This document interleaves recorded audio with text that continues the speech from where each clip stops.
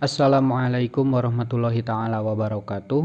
Bismillahirrahmanirrahim. Alhamdulillahirabbil alamin wa bihi nasta'inu ala umuri dunya waddin. Wassalatu wassalamu ala asyrafil anbiya'i wal mursalin amma ba'du. Alhamdulillah urang dina waktos kamari parantos rengse netelakeun panetelaanana pirang-pirang ciri pikeun kalimah fi'il. Tah ayeuna urang teraskeun deui wae hancang ngaos kitab Jurumiyah. Kana hanca anu salajengna nyaeta panetelaanana ciri pikeun kalimah harap. Mangga kanu aya kitabna dibuka wae kitabna urang samikeun wae logatana nya. Kantenan mutalaah pami kanu gaduh matana oge wios mangga sok dibuka wae kangge dina kitab Jurumiyahna nyaeta halaman kalimanya.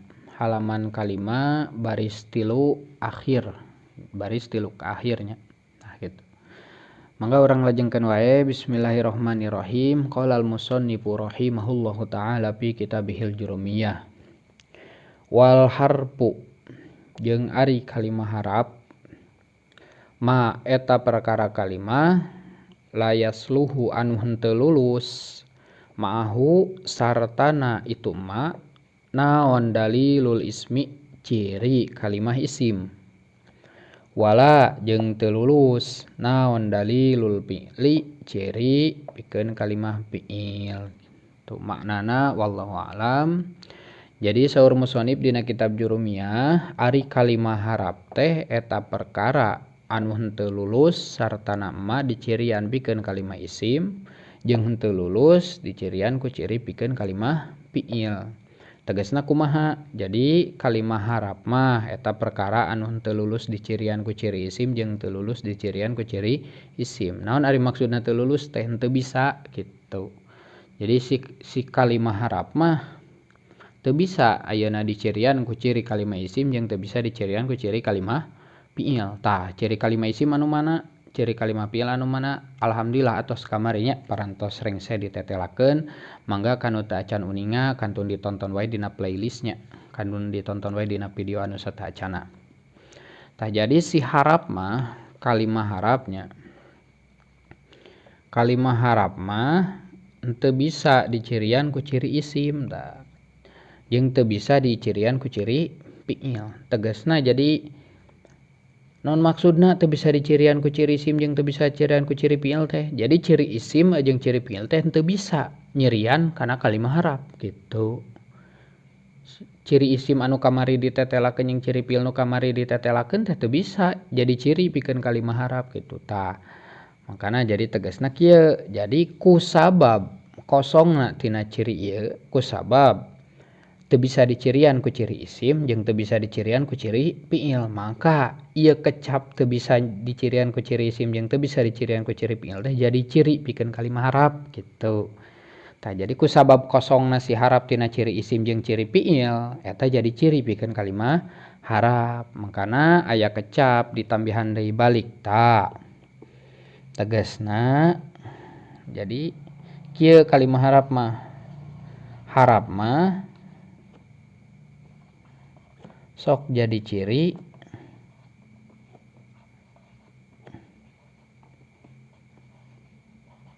pikeun isim oge pikeun fi'il.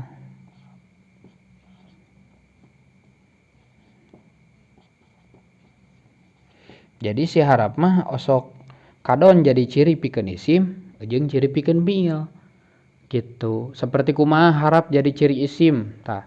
Seperti ieu harap jar. Harap jar anu kamari dipelajarinya jadi ciri isim tehnya ieu seperti harap jar tah. Ieu teh harap. Tah anu disebut kalimah harap teh nu kieu. Harap teh teu bisa dicirian ku ciri isim jeung teu bisa dicirian ku ciri fi'il, tapi ieu harap kadon jadi ciri pikeun isim gitu. Aya harap jar kan terus aya harap naon deui? Harap kosam gitu tah. Harap mahnya naon deui? Harap jadi ciri pikeun kalimah fi'il ayeuna nya.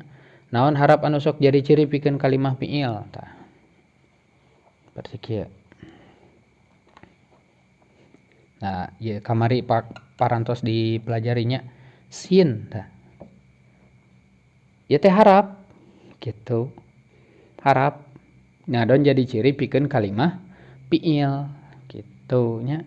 Pancik kamari oge ari kalimah harap teh naon? Kalimah harap teh perkara anu kumaha wawa kalimatun dalas alamanan pigoiriha, perkara anu duhkeun kana manana teh dina lian awakna sorangan. Ieu sisin ngabogaan kana makna, boga makna mah. Sin teh kamari teh naon? Supaya kitu nya. Ngan kusabab sisin sosoranganan teu bisa babarengan da teu kahar ti atuh maknana ge. Supaya doang geus kitu nya.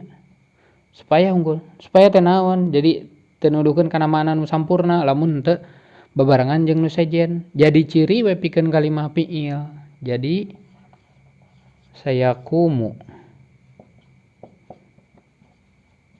gitu.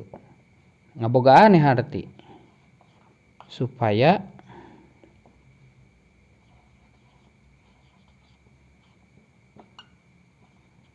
nangtung tuh lengkap ya maknana teh sampurna gitu. Tah si kalimah harap mah kieu nya mung sakitu heula kangge penjelasan tina kalimah harapna. Tangkin kangge hanca salajengna urang masuk kana bab i'rob nya. Tah ayeuna mulai ekstrim nya. Ayeuna mulai kana pembahasan anu cakep. Kieu urang masuk kana bab i'rob besoknya. Nah, kangge pembelajaran besok masuk kana bab i'rob naon anu dimaksud i'rob. Terus lalawanana i'rob aya naon tah ieu kangge besok. Tambung sakitu heula ti simkuring. Kangge penjelasan bab i'robna urang teraskeun wae dina video anu salajengna. Wabillahi taufik wal hidayah. Wassalamualaikum warahmatullahi taala wabarakatuh.